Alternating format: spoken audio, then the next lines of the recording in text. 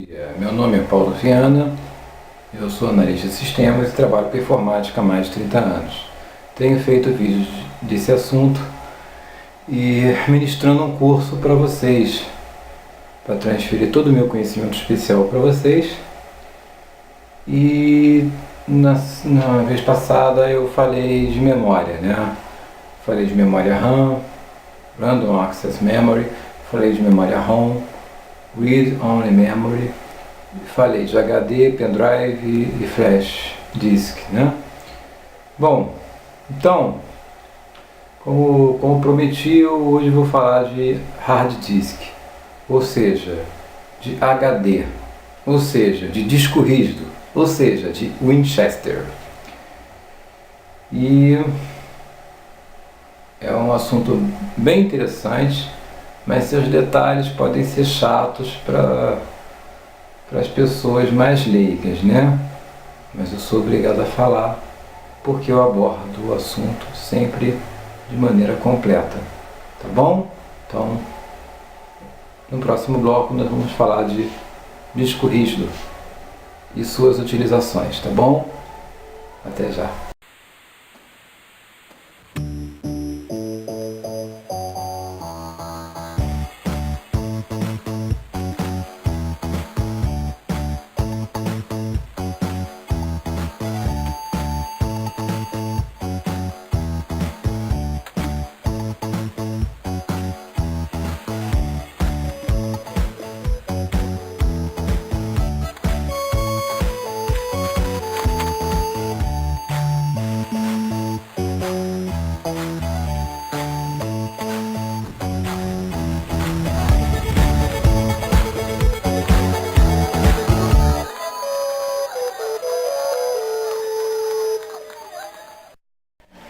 O que nós podemos falar sobre o HD?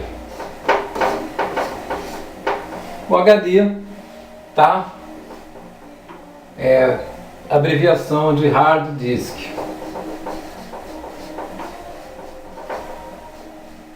Hard Disk, em português, é disco rígido.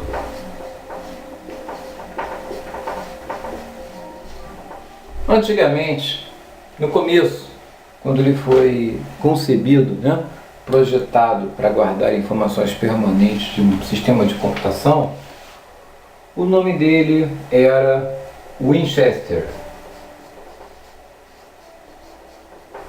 Era o mesmo nome daquela espingarda, né, daquela arma de revólver, né, de tiro, Winchester. Por quê? Porque a ideia é que o tiro fosse permanente, né? O tiro matasse. Então o HD, o disco rígido, o Winchester, ele era um dispositivo que mata, que guarda permanentemente os dados, né? Então podemos definir o HD, o Winchester, como um dispositivo de memória para gravação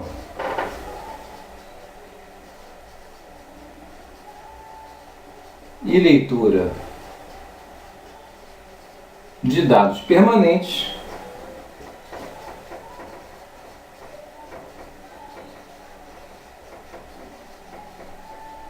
através de discos, o disco ou discos, através de discos em processo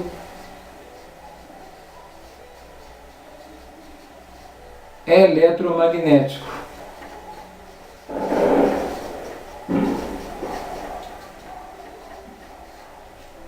Ou seja, um tal de Hans Christian, em 1820, ele descobriu que a corrente elétrica, né, passava por um fio e havia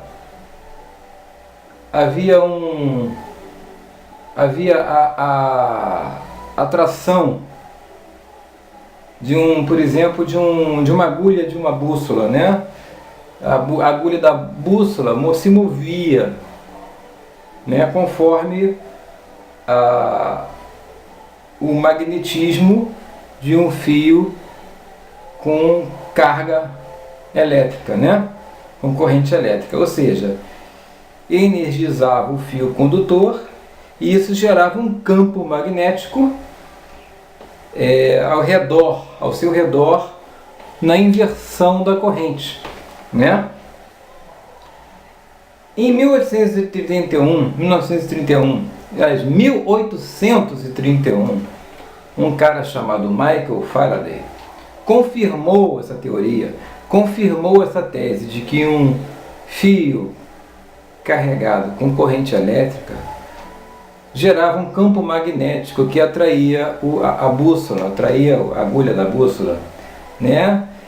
E observou também que a inversão da corrente contínua, né, a inversão da corrente elétrica, gerava a inversão também da polaridade, né? Com a inversão da corrente havia inversão da polaridade. Então, dessa maneira, ele conseguiria gravar um pulso eletromagnético e ler o pulso eletromagnético, né?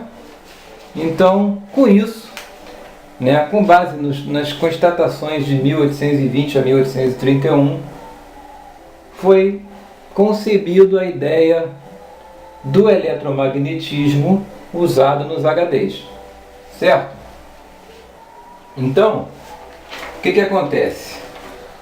Os HDs, eles são compostos por discos ou pratos, né? São pratinhos ou discos. Para cada disco ou prato há um motor e há uma cabeça de leitura e gravação. Esses motores eles rodam numa certa velocidade. As velocidades atuais são de, assim, vamos dizer, os desktops rodam numa velocidade de 6.000, 7.200, 7.500. Eles podem assim, rodar numa velocidade de até 10.000 RPMs, rotações por minuto. Nos laptops, as rotações são na faixa de 4.000 a 5.000 RPMs, tá? Então, nos desktops existe uma variação de disco que roda rapidamente, com até 10.000 RPMs. Tem discos rápidos com 7.500, 7.200 RPMs e discos mais lentos com 6.000 RPMs. Agora, dos laptops, para não fazer muito calor, para não gerar muito calor, né, porque os laptops sofrem com aquecimento, ele já tem uma velocidade de 4.000 a 5.000 RPMs para não esquentar muito o equipamento, né? Então, o que acontece? As bobinas eletromagnéticas, a cabeça de gravação e leitura é composta por bobinas eletromagnéticas envolvidas em base de cerâmica. Essa base de cerâmica, ela tem um alto polimento e uma alta dureza, tá? E o movimento dessas cabeças é feito através de um eixo, né? Um equipamento chamado, uma peça chamada atuador voice coil. Vou escrever aqui. Então, vou escrever aqui, é melhor. Vamos lá. Pode-se dizer que o HD é composto de pratos, discos, né? Vamos dizer assim, com um leitor para um leitor de eletromagnético, um leitor e um gravador, né? Uma cabeça de leitura e gravação, que ele funciona num eixo, girando para cá e para lá, cujo a peça responsável por esse movimento das cabeças é o atuador voice coil, tá? Esse atuador voice coil é um equipamento preciso. Ele não pode vacilar, ele não pode assim entrar no lugar errado. Ele tem que ser exatamente aquele mesmo lugar que ele gravou, ele tem que fazer a leitura, né? O que ele vai ler? Ele vai gravar pulsos magnéticos, pulsos eletromagnéticos, né? Com uma precisão inglesa, certo? Na verdade é um braço com ímãs, né? Aqui tem ímãs que fazem o movimento das cabeças no atuador voice coil, que é a peça responsável pelo movimento. Dentro das cabeças há uma base cerâmica com alto índice de dureza e polimento. Ele suporta um calor, né? E uma bobina eletromagnética para gravar os pulsos eletromagnéticos. Como a leitura de qualquer disco é binário, no sistema binário, a gente já sabe que se o pulso eletromagnético está gravado, representa o algarismo 1, o dígito 1. Se não tiver o pulso eletromagnético, ele vai ler o que? 0. Ele vai ler uma sequência de zeros e uns. Se tem o pulso eletromagnético, 1. Se não tem, 0. Então vai ler essa sequência de zeros e uns que está ali gravada, porque o gravador, a cabeça de gravação, gravou os pulsos respectivos. Onde há 1, ele gravou o pulso eletromagnético. Onde não há, não gravou. Ele simplesmente faz a movimentação do disco ou dos discos, né? Porque o HD pode ter um disco só. E nesse disco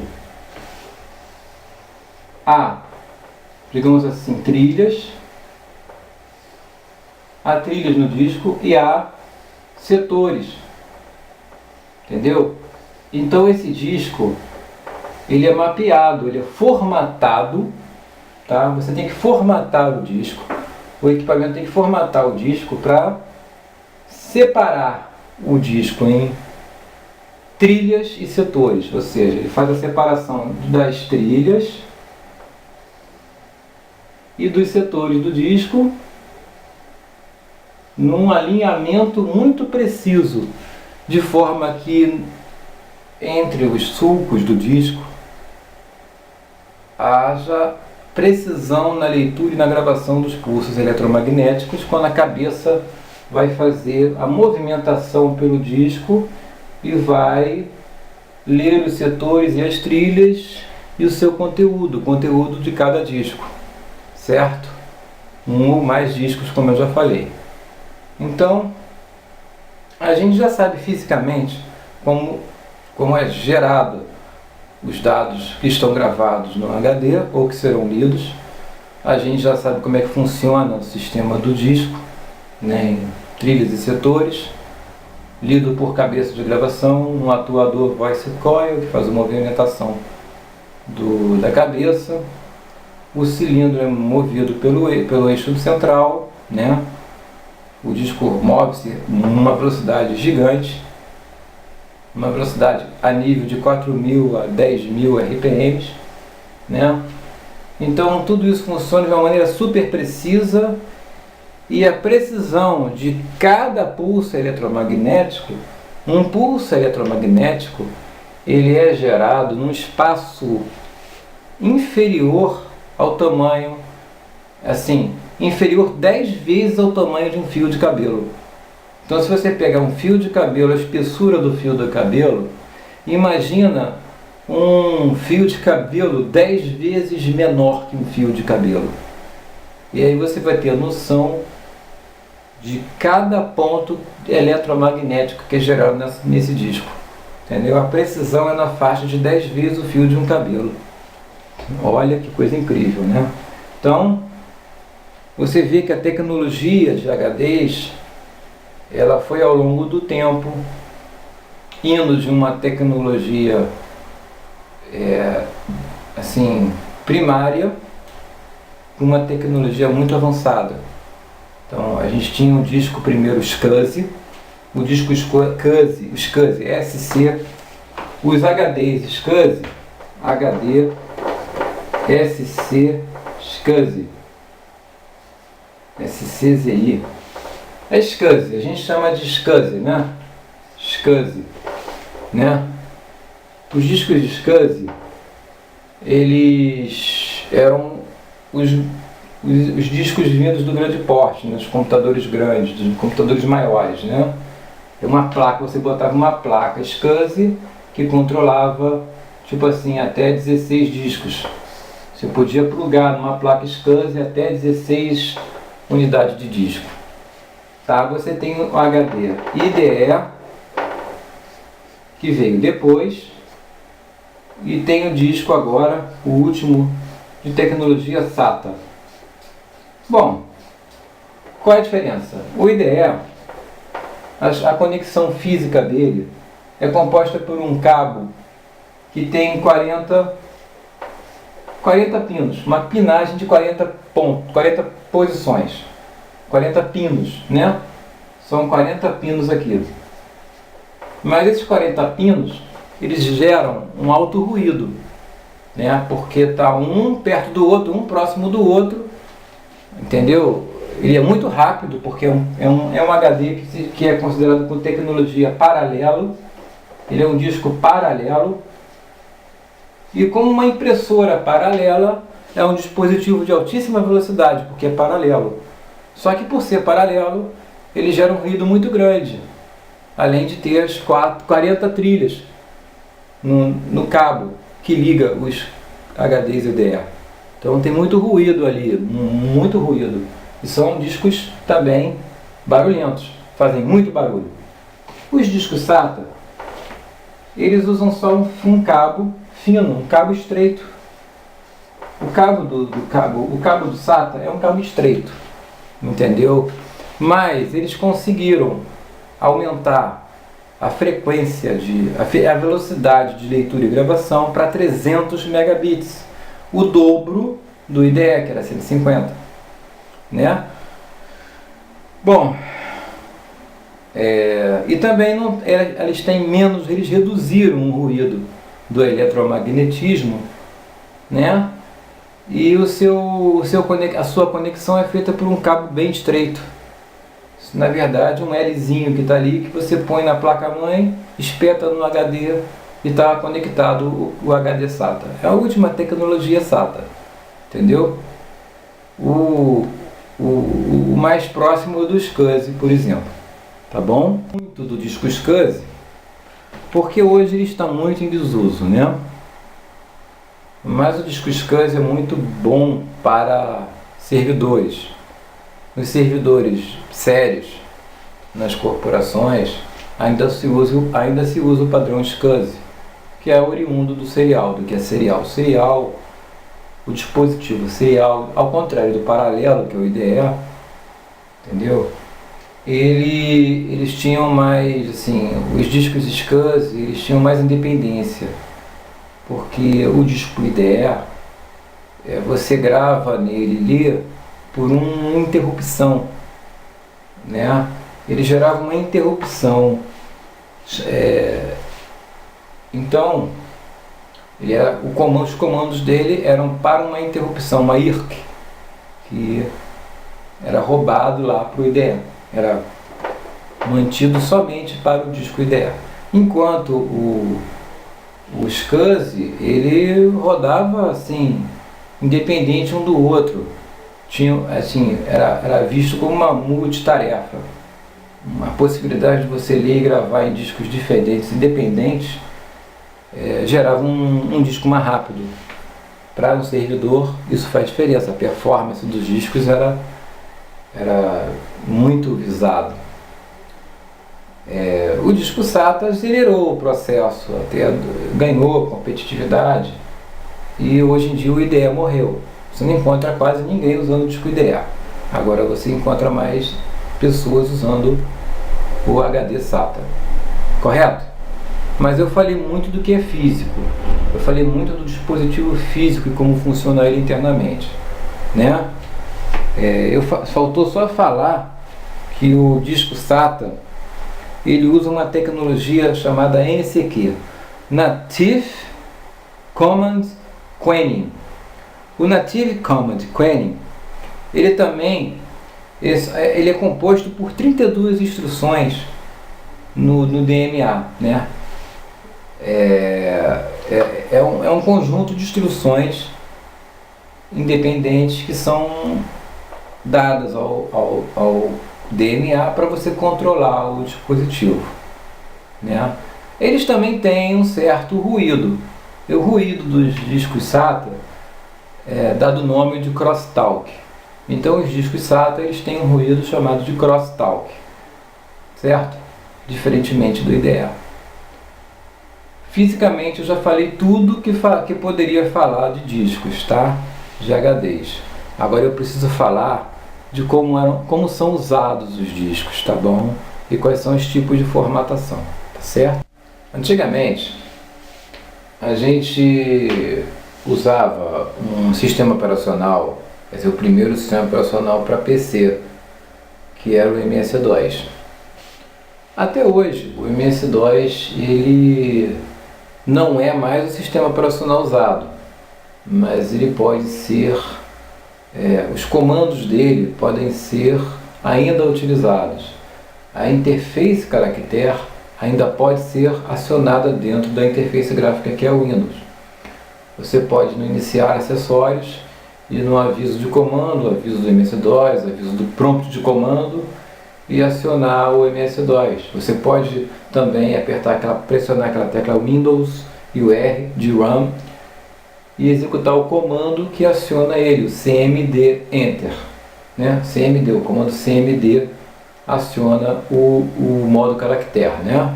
O modo caractere é uma janelinha que você tem lá o C, dois pontos, barra ao contrário, sinal de maior e o cursorzinho para você digitar os comandos. Nessa época do MS-DOS, você simplesmente usava um comando chamado fdisk para particionar o HD. Tá? A primeira vez que você espetava o HD no computador, você simplesmente entrava no MS-DOS por boot de um disquete, instalava primeiro você usava o fdisk para particionar o HD, criar uma partição lá com o HD inteiro, ou várias partições, uma partição para sistema operacional, outra partição para dados, né? Você particionava o HD em uma ou mais partições com fdisk e depois usava o comando format para formatar o HD. A formatação do HD é como eu expliquei, ele pega o disco e separa em trilhas, né, e setores, certo? Ok? Aquela formatação, certo? E nessa época foi criado um tipo de formatação conhecido como FAT 16 bits, FAT 16, tá? Certo? Quando veio os sistemas operacionais, as interfaces gráficas Windows, né? Primeiro o Windows foi o Windows 3.11, depois veio o Windows 95. Com o Windows 95, né? E o Windows 98, veio o computador, né? Veio o sistema operacional 32 bits, onde começou a existir o FAT, a formatação FAT32. Eu vou explicar o que é isso, tá? Por que o FAT16 e o FAT32? Isso aqui, a primeira letra F vem de file, a segunda letra A, alocação, allocation, e a terceira letra é table. Então, File Allocation Table, certo? Agora vocês vão saber o que é File Allocation Table. File Allocation Table significa o seguinte: por exemplo, você quando grava, você escreve um livro, né, ou uma enciclopédia, você simplesmente vai lá, coloca as palavras, formula a frase e vai escrevendo. Mas depois, para você localizar o que você escreveu, como é que você faz? Você cria um índice. Então, quando você abre uma enciclopédia ou abre um livro, tem um lugar ali chamado índice, onde você busca o assunto que você quer pesquisar e tem a página para o qual você se dirige para encontrar aquele assunto, entendeu? Que está no índice. Da mesma forma, o computador também sempre precisará de um índice. Tá? Se você tem um dispositivo, uma mídia que grava ali informação, você sai gravando. Mas para você localizar essas informações, ele também precisa de um índice. Esse índice, no caso do HD, é o File Allocation Table respectivo. O File Allocation Table será uma parte desse disco, tá? Uma parte desse disco aqui, uma das trilhas do disco, vai ser usado por convenção para gravar a tabela, uma tabela com índice, com as referências de onde as pastas e os arquivos que estão no disco serão encontrados. A isso se chama sistema. O HD tem um sistema de arquivos. Sistema de arquivos. O sistema de arquivos se refere exatamente a que tipo de tabela de alocação de arquivos você tem, que tipo de índice para que sejam encontradas as informações está formatado aquele HD.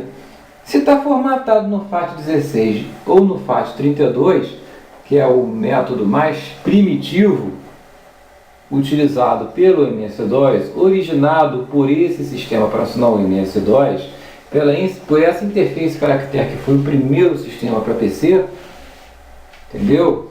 Ele vai usar esse tipo de alocação que vai dar ao HD um tamanho para os setores diferentes, um tamanho específico para cada setor, um tamanho específico para cada setor do HD, certo? Um número de bytes que vai representar a menor quantidade de informações gravadas no HD, entendeu? De forma que se você apagar um arquivo, os múltiplos dessa quantidade de bytes são utilizados como referência.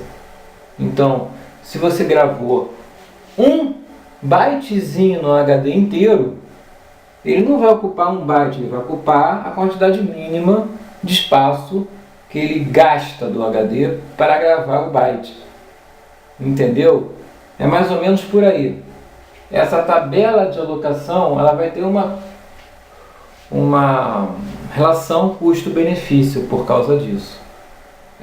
Por causa da quantidade mínima de bytes que grava, qualquer informaçãozinha gravada naquela quantidade de bytes, aquilo ali pode indicar um consumo maior do HD, um consumo menor, otimizar aquele gasto, entendeu? Porque ele vai ter uma ociosidade também, que é o chamado slack space.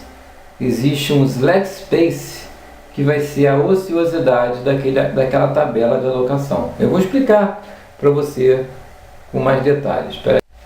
Quando você formata um HD ou um disquete, ou seja lá o que for, no sistema de arquivos FAT16 ou FAT32, você vai ter uma relação custo-benefício.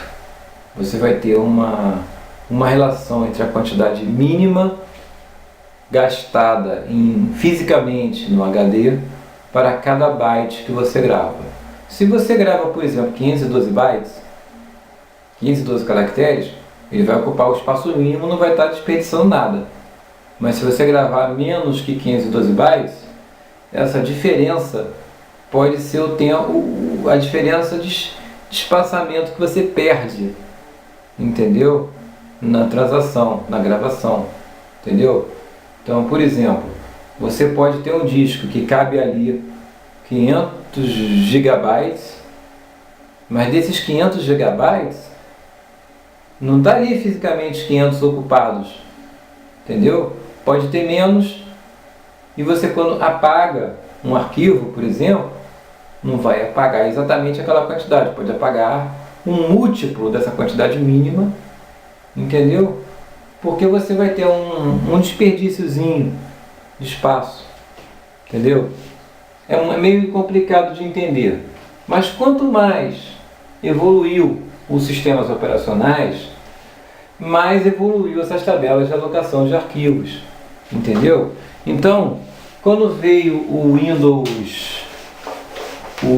NT, por exemplo, quando chegou a Novell, né, quando apareceu a Novell com novos sistemas operacionais, novo sistema de arquivos, foram aparecendo outros sistemas de arquivos mais evoluídos, tá bom? Depois que apareceu o FAT32,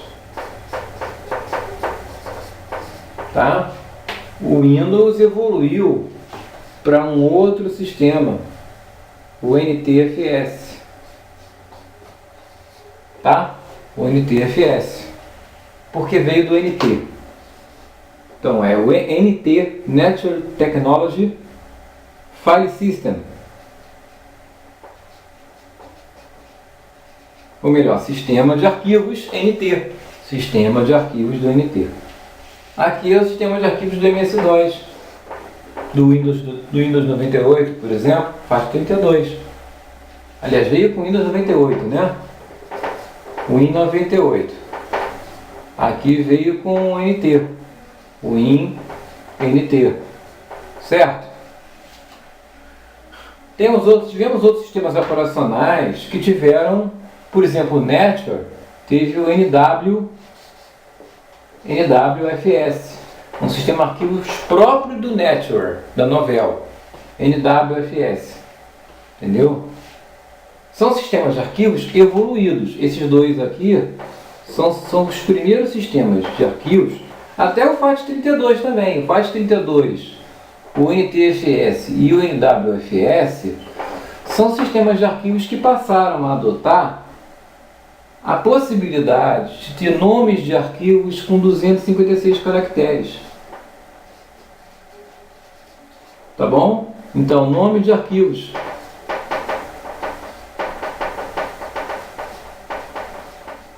Passaram a ter 256 caracteres com NWFS, com FAT32, com NTFS. São tabelas de alocação ao arquivo mais evoluídas. Você está me entendendo? Então hoje a gente eu prefiro o NTFS. Mas por acaso você pode ter um pendrive, uma televisão ou um receptor de satélite que só aceita pendrive formatado em FAT32. Você pode ter uma televisão que usa pendrive ou um CD de carro que usa pendrive NTFS, entendeu? Aí a tecnologia ela vai ser proprietária daquele fabricante. Aquele fabricante escolheu aquele sistema de arquivos, entendeu? Mas no Windows, no geral, na interface gráfica que nós temos hoje, nós podemos usar o NTFS, podemos usar o FAT32 e até o FAT16, entendeu? Sendo que o velho FAT8, FAT16, ele só tinha a possibilidade de até 8 caracteres para nome de arquivo, ponto, 3 caracteres para extensão do arquivo, né? Que vai indicar qual é o aplicativo que gravou, que salvou aquele arquivo. Por exemplo, o arquivo .doc é um arquivo do Word. Arquivo .bat é um arquivo de lotes. Arquivo .dbf, arquivo do DBase. Arquivo .txt é um arquivo texto. Arquivo .xls é um arquivo do Excel. E assim por diante, né? Apenas o sistema de arquivos FAT32 e NTFS é que permitem nomes e pastas com 256 caracteres e a extensão é variável, né? De acordo com o que se deseja, mas a extensão continuará definindo qual é o aplicativo que gerou aquele arquivo, né? Então, digamos o seguinte, a gente já falou basicamente dos sistemas de arquivos, né? Mas vamos falar como usar esse sistema de arquivos, como organizar o nosso ambiente de trabalho de maneira, assim, manter o nosso ambiente de trabalho de maneira organizada, tá bom? Nós temos um sistema de arquivos que é o sistema que nos permite, assim, organizar nossos documentos em pastas, né? Em pastas, né? Vamos dizer assim, quando a gente fala de pasta, a gente então faz aquele símbolozinho de pasta, né? Isso aqui é uma pasta, um arquivo. Sabe aquele armário que tem fichas, né? Cada gaveta, digamos, é uma pasta, certo? E dentro de cada pasta nós temos os registros, que são os arquivos, né? Que a gente, né? Nomes de pastas podem ter 256 caracteres, como nome de arquivos também, 256 caracteres. Aqui são pastas e aqui arquivo. Ponto, extensão. Tá? Então dessa maneira a gente pode criar uma pasta Paulo, colocar dentro do Paulo uma subpasta, digamos, uma subpasta documentos. Dentro do Paulo também nós temos uma subpasta imagens e outra subpasta, digamos, vídeos. Tá me entendendo? Assim mais ou menos a gente vai organizando o nosso sistema de arquivos, que está no nosso HD, que a gente pode formatar nosso pendrive, que nós podemos formatar nosso flash disk, entendeu? Eles também admitem o sistema de arquivos que a gente formatar. A gente pode formatar no FAT32, no NTFS, no FAT16, naquele FAT que a gente escolher, na tabela de alocação de arquivos, no sistema de arquivos que a gente definir. Tá me entendendo? Com as limitações dela. Cada sistema de arquivos, portanto, vai ter um slack space diferente, um desperdício diferente, de maneira que um arquivo que ocupa 1 byte, ele não vai ocupar apenas 1 byte, ele vai ocupar N bytes, depende de cada sistema de arquivos.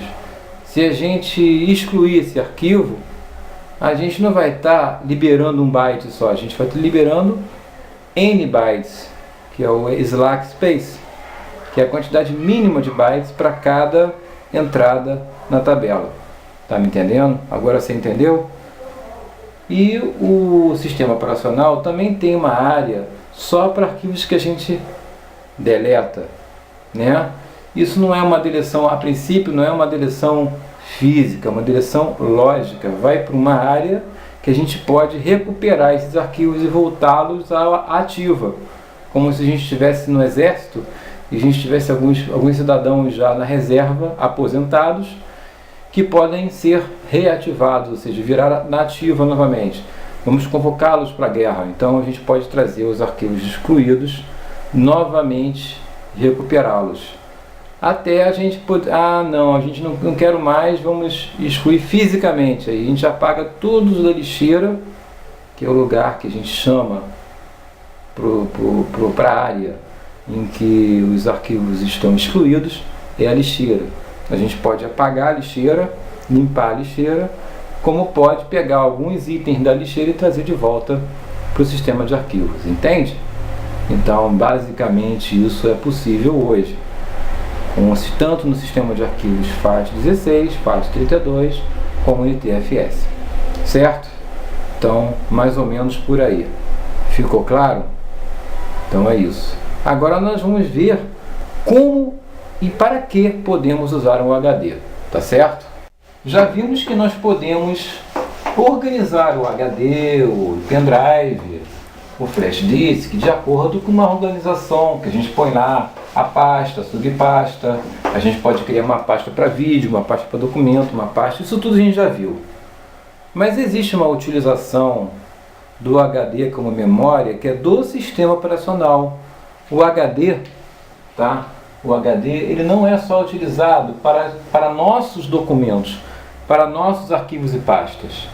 Ele também é utilizado pelo SO, pelo sistema operacional, como uma parte da memória de trabalho. O que ele faz? Ele pega a sua Random Access Memory, que fisicamente está instalada um bancozinho de memória lá na placa-mãe, e ele soma essa memória RAM com uma parte do seu HD.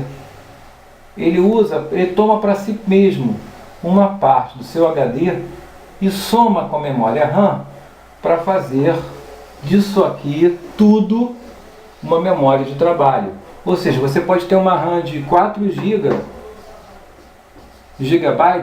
que vai se somar com mais 4 GB do HD, por exemplo, e vai fazer uma memória total de trabalho de 8 GB.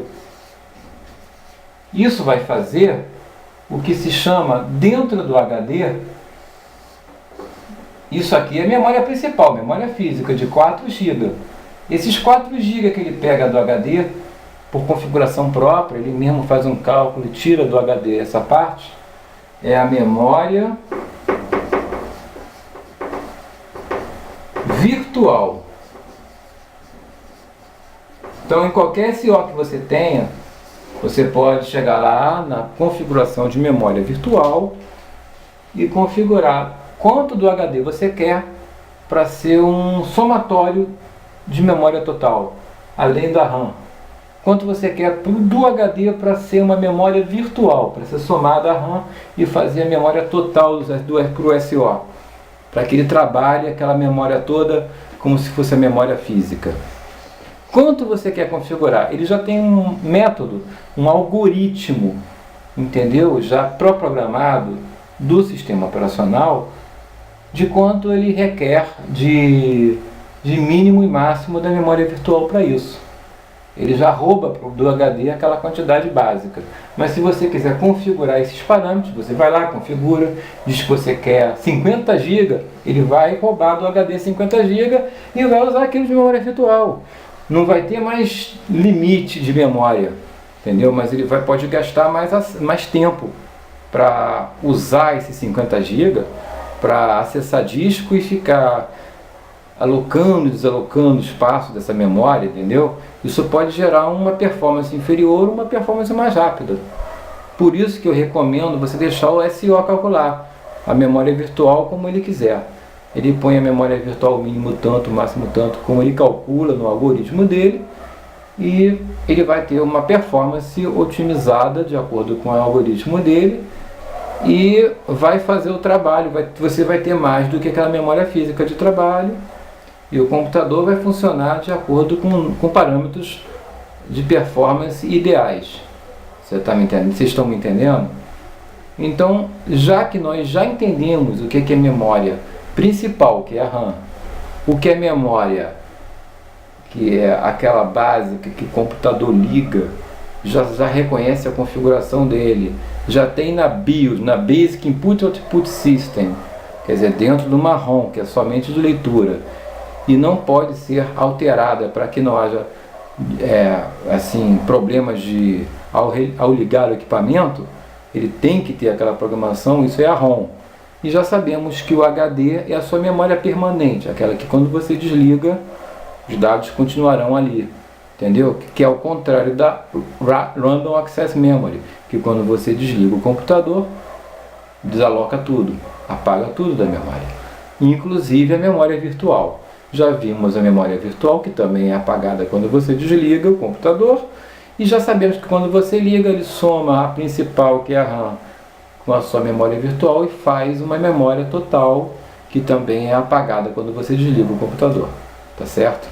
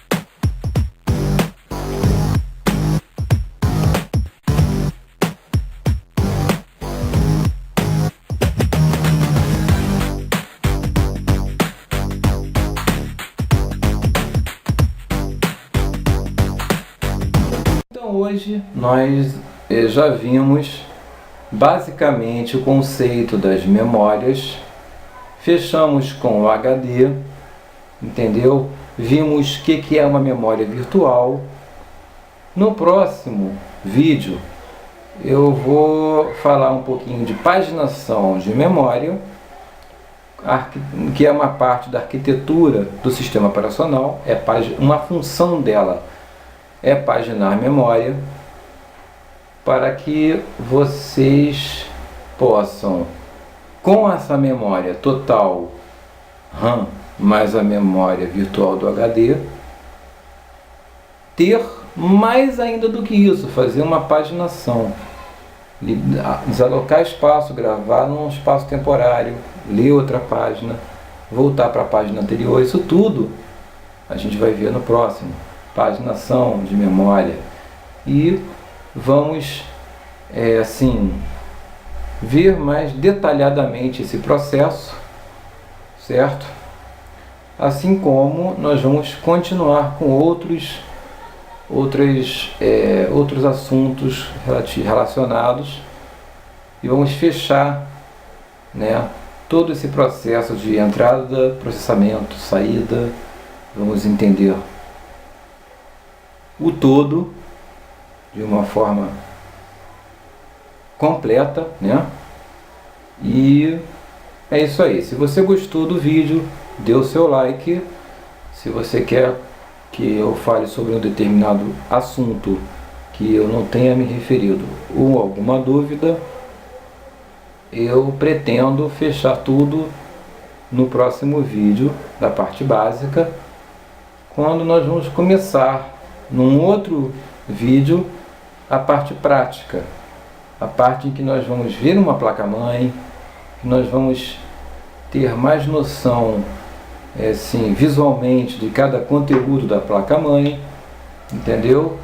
Então, se você pretende fechar esse assunto até o que a gente já viu, dê o seu comentário, sugira um assunto, pergunte, tenha dúvidas, faça seu questionamento nos comentários, que eu pretendo fechar esse assunto até o momento atual, para que não haja nenhuma dúvida sobre a parte teórica e a gente possa continuar a parte prática no próximo vídeos, tá bom? Um abraço para todos e não esqueça de se inscrever no canal.